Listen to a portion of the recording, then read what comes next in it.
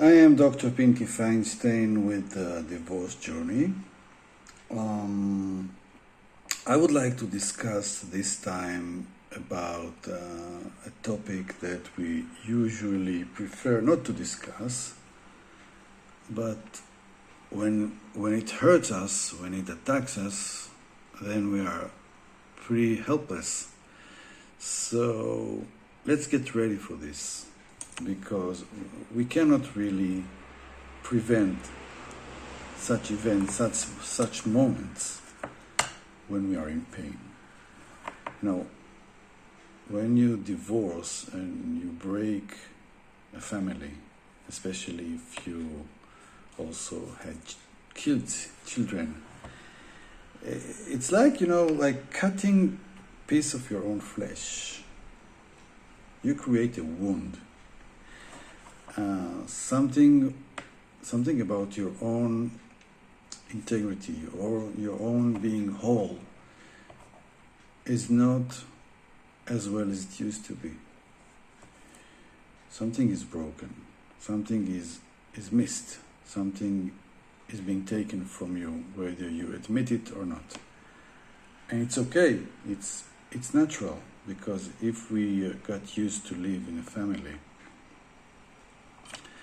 and got used to live with our children, with our wife or husband, have a family, and then all of a sudden we got used to a new reality in which we don't have a family.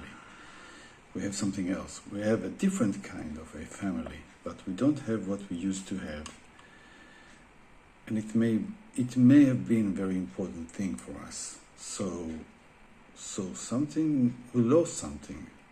It's a wound. And it hurts.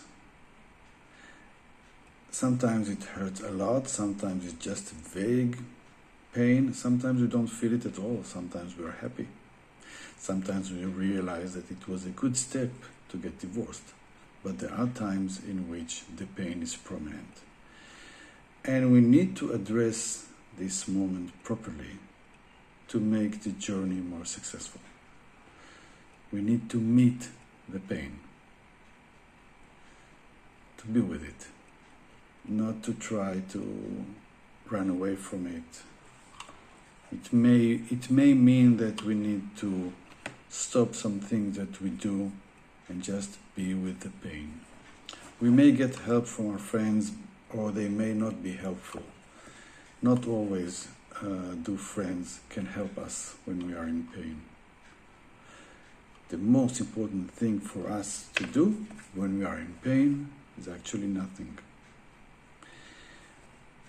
Usually we cannot change the circumstances that led us to this pain. It may not be useful to feel guilty.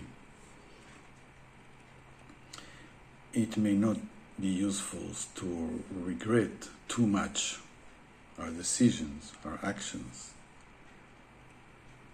We may not be able to change anything about the things that are going on right now that may cause us pain, but we may handle our pain much better if we are brave enough to be with the pain, to be with this uneasy feeling, to be with it, to meet it, to say hello to the pain, to stop everything, to rest, and have an open dialogue with the pain.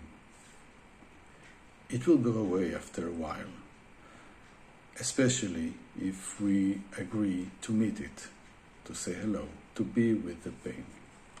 And I'm saying it again, divorce is a kind of a trauma. It's a wound, and it takes time to heal, but there will always be a scar, remnant of the pain of what we lost there. So when it comes, we need to be with the pain. The pain is trying to tell us something, to remind us something. So we need to be there to listen. And if needed, we should search for help. Counseling, coaching, a book, online course, I don't know. If the pain is if the pain returns too often, if it's too powerful, if we truly try to be with it and it's overwhelming too many times, so it damages our function, our ways to work, to be parents, so we may need to search for some help. But first, I recommend to be with the pain.